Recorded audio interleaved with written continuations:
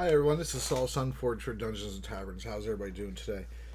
Today I want to talk about rules as written versus rules as interpreted.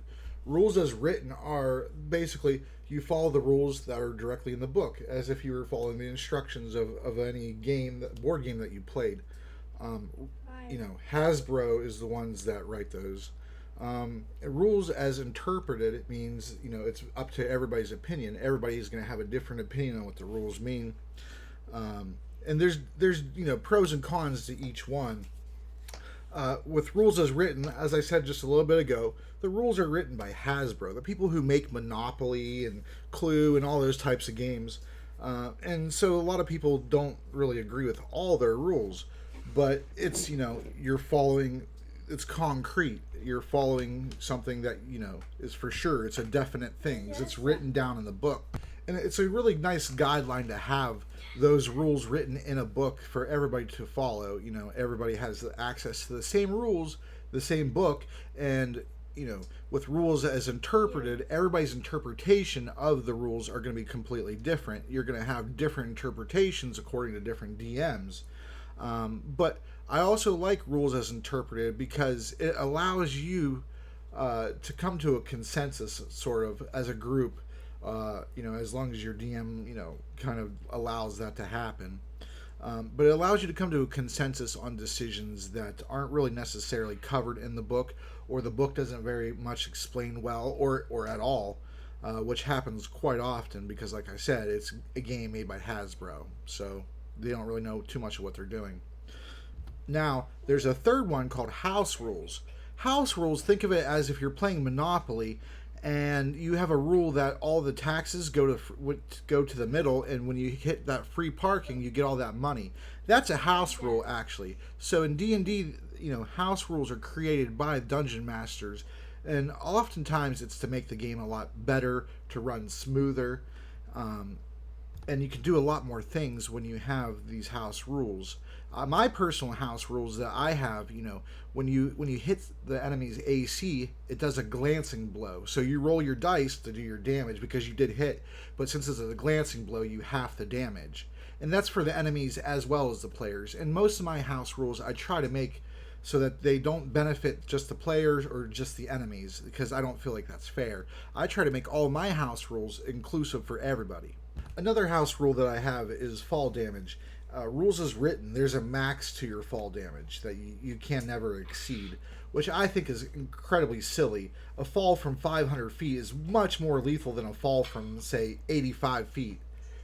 So there should never be a max fall damage, because there isn't a max height you can fall from. So in my campaigns, you can die from falling.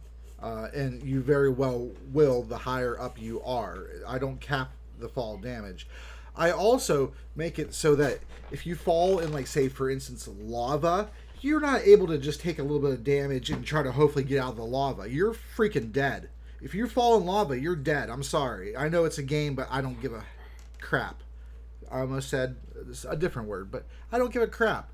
Because that's, you want to have a little bit of verisimilitude in your game where, some things are like they are in real life. It's a game, but still you want to have some kind of dynamic to group it in with real life.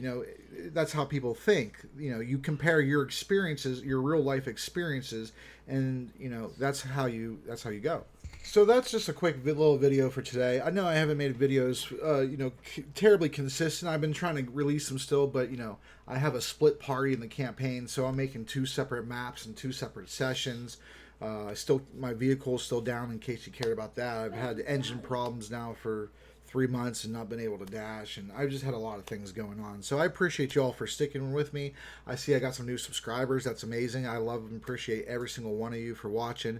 And if you're not subscribed yet, go ahead and join the community. You can say hi down in the comments section. I'll respond to every single comment. You can join my Discord. That's in the comments section below. You can hit the link and just join the Discord. The invite's there. It's open permanently.